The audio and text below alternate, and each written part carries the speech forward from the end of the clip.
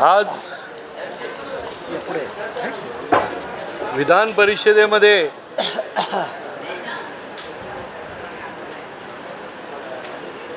कामकाज सुरू झाल्याच्या नंतर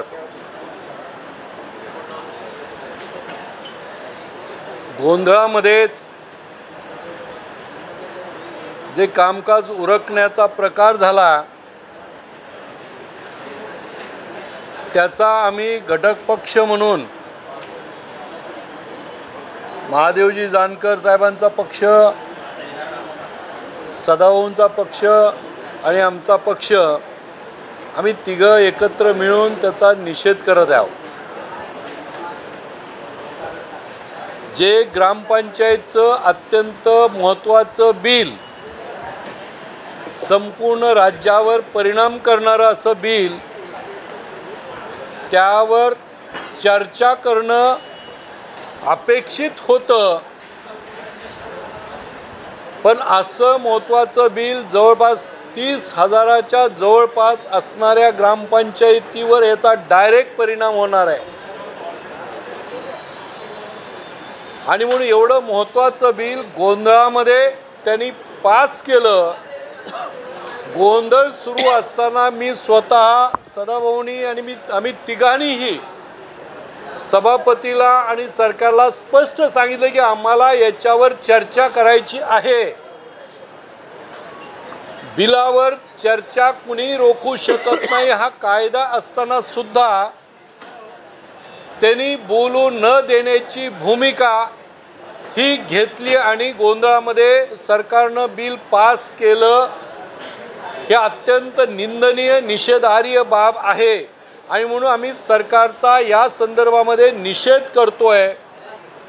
काँग्रेस आणि राष्ट्रवादी काँग्रेसला जे प्रस्थापित लोकांचंच हित आणि भलं करण्याच्या करिताच किंवा आपले जे कच्चे बचे आपल्या मुलांना, आपल्या नातेवाईकांनाच फक्त ग्रामपंचायतपासून सगळ्या ठिकाणी बसवण्याचं जे त्यांचं स्वप्न आहे, जी वंशावळी चालवायचं काम त्यांना जे करायचं आहे, तेच या बिलाच्या माध्यमातून त्यांनी साकार करण्याचं काम केलेलं आहे। आणि म्हणून आम्ही राष्ट्रीय समाज पक्ष असेल, रयत क्रांती संघटना आणि शिवसंग्राम याचा निषेध आम्ही करतोय सरकारच्या या कृतीचा। आणि प्रस्थापितालाच धार्जिना असणाऱ्या कायदा पास केल्याचा सुद्धा आम्ही निषेध करतोय।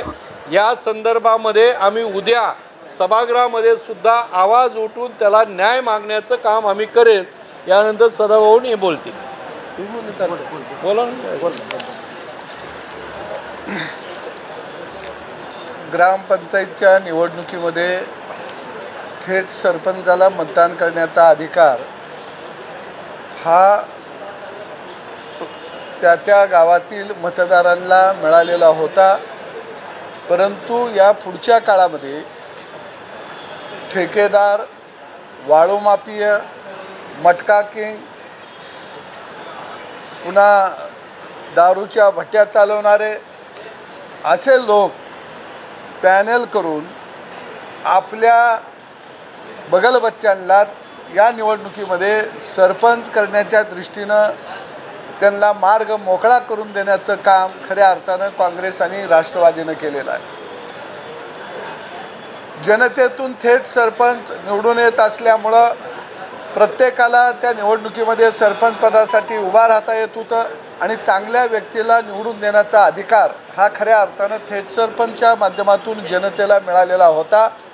हा अधिकार या ठिकाणी राष्ट्रवादीनं आणि काँग्रेसने हिरावून घेतलेला आहे, कारण राजकारण ही ठेकेदारी आहे आणि ती आमच्याच आधिपत्याखाली चालली पाहिजे।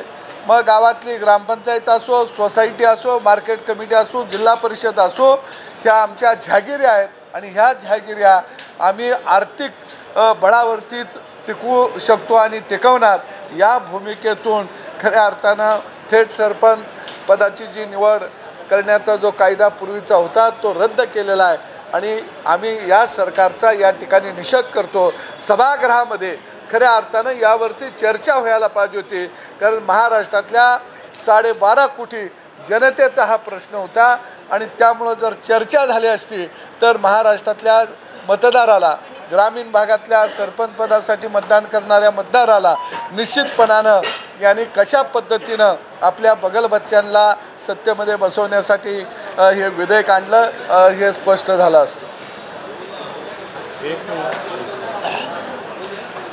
आदरणीय विनायकजी मेटे साहेब, आदरणीय सदाभाऊ खोत आणि स्वतः मी शिवसंग्राम रयत क्रांती संघटना आणि राष्ट्रीय समाज पक्षाच्या वतीनं जी मेटे साहेबांनी आणि सदाभाऊनं भूमिका मांडली त्याच भूमिकेचं समर्थन करण्यासाठी मी इथं उभा आहे. आज राज्याच्या वरच्या सभागृहामध्ये जे सरपंच पदाबद्दलचं बिल आलं तसे 3 बिलं त्यांनी आपोआप 4 मिनिटातच पास करण्याचा अघोरी कृत्य केलं. त्याचा एक निषेध करतो आम्ही. आणि मी एवढंच सांगू इच्छितो की देवेंद्र फडणवीसच्या काळातलं जे बिल होतं हे सरपंचाचं ते अतिशय आदर्श बिल होतं. त्यातून दलिताच्या मुलाला, आदिवासीच्या, ओबीसीच्या, मायनॉरिटीच्या या सर्वसामान्य उपेक्षित समाजातल्या लोकांना सरपंच व्हायची संधी होती. पण काँग्रेस आणि राष्ट्रवादी ठेकेदारांची पार्टी आहे, प्रस्थापितांची पार्टी आहे.